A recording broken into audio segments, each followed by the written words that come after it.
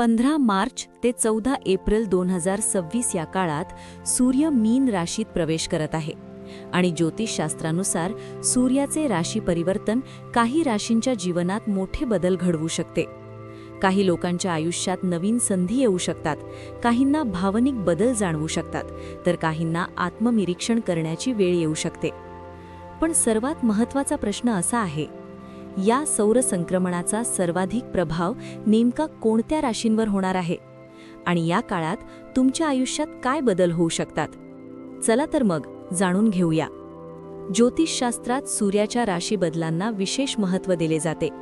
जेव्हा सूर्य एका राशीतून दुसऱ्या राशीत जातो तेव्हा त्याला सौर संक्रमण म्हणतात.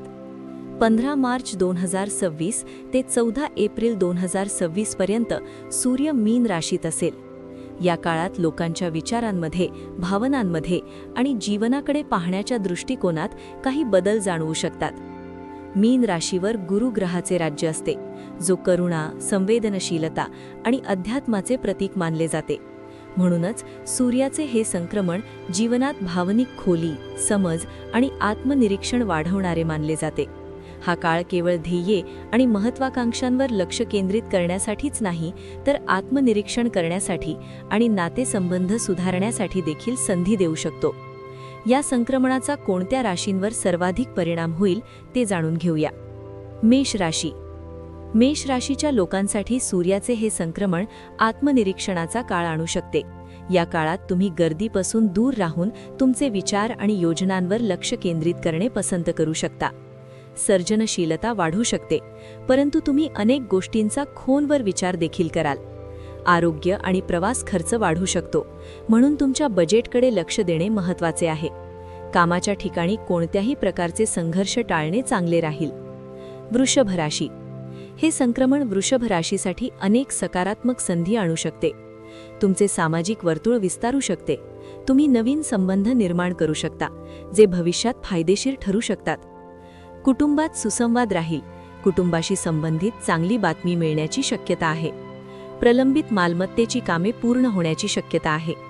मुलांशी संबंधित चांगली बातमी तुमच्या मनाला आनंद देऊ शकते. मिथुन राशी. मिथुन राशीच्या लोकांसाठी हा काळ तुमच्या व्यावसायिक जीवनात प्रगतीचे संकेत देऊ शकतो. तुमचे कठोर परिश्रम आणि कामाची नीती लक्ष वेधून घेऊ शकते. कामाच्या ठिकाणी परदेशवारीची मान्यता मिळण्याच्या संधी येऊ शकतात, परंतु घर आणि कामाच्या जबाबदाऱ्यांमध्ये संतुलन राखणे आव्हानात्मक असू शकते. शांत आणि संयमी वर्तनाने दोन्ही क्षेत्रात संतुलन राखणे शक्य होईल. कर्क राशी. कर्क राशीच्या लोकांसाठी हा काळ नवीन शिक्षण आणि अनुभवांनी भरलेला असू शकतो.